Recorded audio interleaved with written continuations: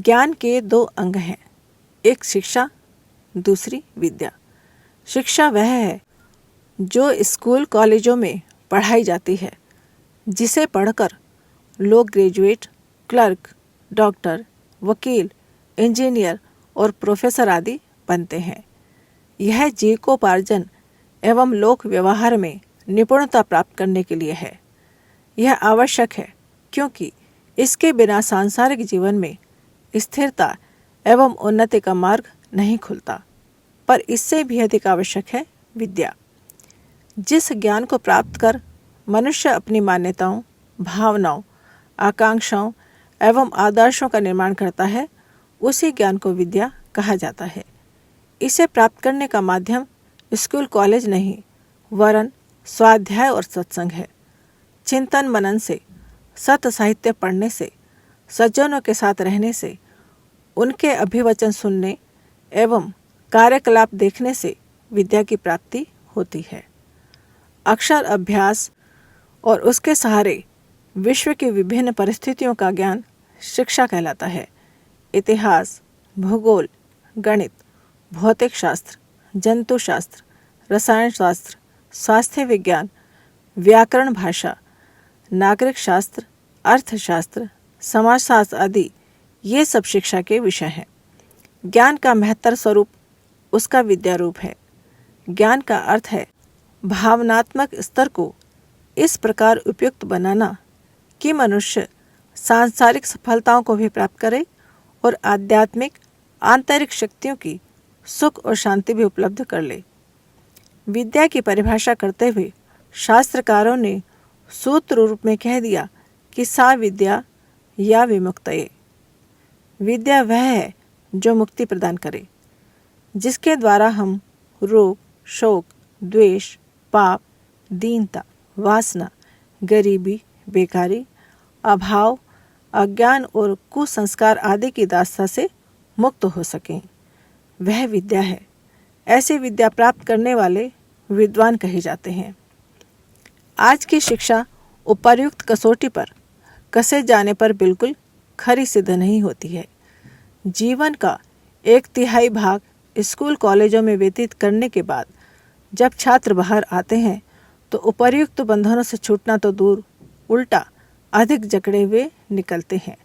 शील, स्वास्थ्य, संयम, विवेक, विनय, श्रद्धा, उत्साह, वीरत्व, सेवा और सहयोग आदि विद्या द्वारा प्राप्त होने वाले स्वाभाविक गुण जब उनमें दृष्टिगोचर नहीं होते तो फिर किस प्रकार कहा जा सकता है कि उन्होंने विद्या प्राप्त की है या वे विद्वान हो गए हैं। प्राणी जिस साधन प्रणाली से ज्ञान प्राप्त करता है उसी का नाम शिक्षा है। मनुष्य को मानवता संपन्न बनाना मानव शिक्षा का उद्देश्य है। मनुष्य के भीतर जब मानवता के बीज विद्यमान है तब उसे पूर्ण मानव तक पहुंचाना, उसके चिंतन, चरित्र, आचरण में, गुण, कर्म और स्वभाव में उत्कृष्टता का स्फुटीकरण ही शिक्षा का मूल उद्देश्य होना चाहिए। जबकि आज की शिक्षा का उद्देश्य केवल धन है। शिक्षा समाप्ति के बाद आज का छात्र जब विद्यालय से बाहर कदम रखता है तो उसके मस्तिष्क में एक ही विचार रहता है, अच्छी नौकरी प्राप्त करना और जैसे भी हो अधिक से अधिक धन उपार्जित करना। यहाँ शिक्षा का महत्व कम नहीं किया जा रहा है और ना ही यह कहा जा रहा है कि शिक्षा अनुपयोगी है। शिक्षा की अनेकानेक उपलब्धियाँ सुविधा साधनों के रूप में सर्वत्र दिखाई पड़ ही रही हैं।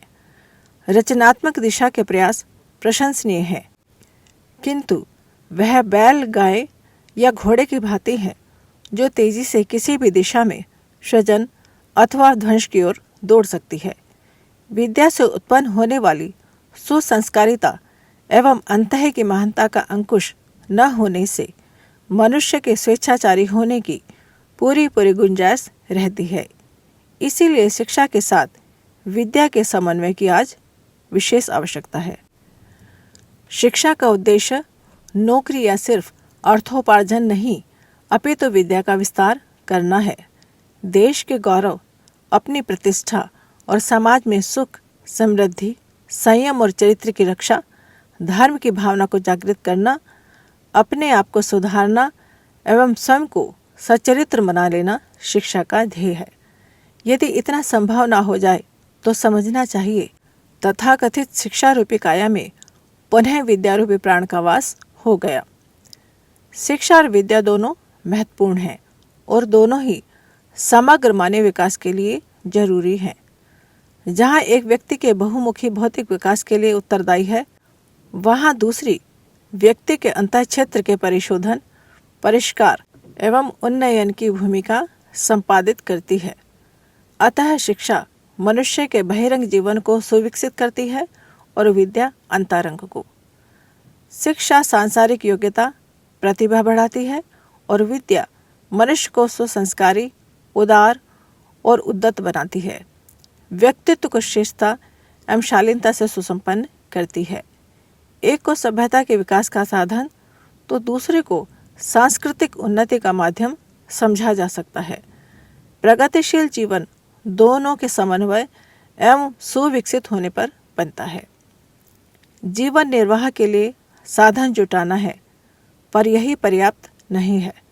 अंतरंग के विकास के बिना जीवन यात्रा अधूरी है। यदि बहिरंग जीवन में काम आने वाले साधन जुटा भी लिए जाएं, तो भी वे आत्मिक प्रगति के अभाव में निरुद्देश्य ही पड़े रहेंगे। साधनों का अंबार होते हुए भी व्यक्ति अनघड़ बना रहेगा, कोई लाभ उठा नहीं पाएगा। विद्या व्यक्ति को विनम्र बनाती है, साथ ही साथ प्रेम, स्नेह, सौहार्द, सरलता, दया, करुणा, परोपकार, श्रद्धा, भक्ति, आत्मविश्वास और आत्मबल की अभिवृद्धि करती है। उसके अंतरंग के स्तर को ऊंचा उठाती है। विचार पूर्वक देखा जाए तो जिन व्यक्तियों में ये आध्यात्मिक गुण होते हैं, वे पढ़े लिखे ना होने पर भी अपने आप में इतने सुखी, इतने संतुष्ट होते हैं कि मानो वे किसी इंद्र के राज्य का सुखोपभोग कर रहे हों। इन गुणों से शून्य अंतःकरण वाले बहुत पढ़े लिखे होने पर भी कटुता, कलह, रोग, शोक, मद, मोह, माया, दंभ, द्वेष और पाखंड के मायाजाल में बड़े कष्ट भोगा करते हैं। शिक्षा तो कहीं भी मिल सकती है, पर विद्या के सूत्र कहीं कहीं ही मिलते हैं। किंतु जब भी ऐसा अवसर आता है, व्यक्ति का कायाकल्प हो जाता है। जहाँ शिक्षा और विद्या दोनों का समावेश हो जाता है, वहीं स्वर्ग उत्पन्न हो उठता है। शिक्षा से सांसारिक सफलताएं अवश्यंभावी हैं और विद्याभ्यास से आंतरिक गुणों का यथा प्रेम, दया, करुणा, विनय, विवेक आदि का विकास असंदिग्ध रूप से होता है। जहाँ ये दोनों बातें मिल जाती हैं, वहीं आनंद के फुहारे छूटने लगते हैं, स्वर्ग बन जाता है। इसीलिए शिक्षाभ्यास के साथ साथ विद्याभ्यास की आवश्यकता भी सर्वोपरि है। प्रगति का यह पथ हर व्यक्ति के लिए खुला है। जो किसी की प्रतीक्षा न कर स्वयं पुरुषार्थ में संलग्न होते हैं, वे अपनी संकल्प शक्ति से लक्ष्य को प्राप्त करते हैं। निरंतर हर पल जो सीखने को, स्वयं को प्रखर बनाने को उद्यत हों, वही विद्या का धनी बनता है। श्रेय सम्मान पाता व श्रेष्ठता के शिखर पर पहुंचता है और अपने जीवन का उत्कृष्ट निर्माण करता है।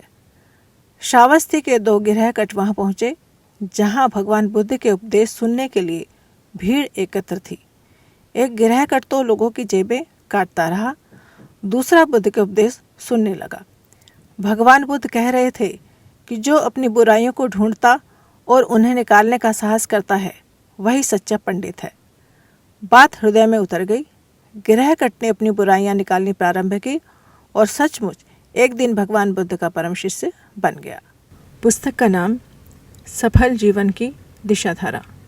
लेखक पंडित श्री राम शर्मा आचार्य जी। अगर आपको हमारी यह वीडियो पसंद आई हो तो इसको लाइक करें, कमेंट और शेयर ज़रूर करें और हमारे YouTube चैनल ऋषि चिंतन को सब्सक्राइब भी कर लें। साथ ही बेल आइकन को भी दबाएं ताकि आपको आने वाली वीडियोस की नोटिफिकेशंस मिलती रहें। धन्यवाद।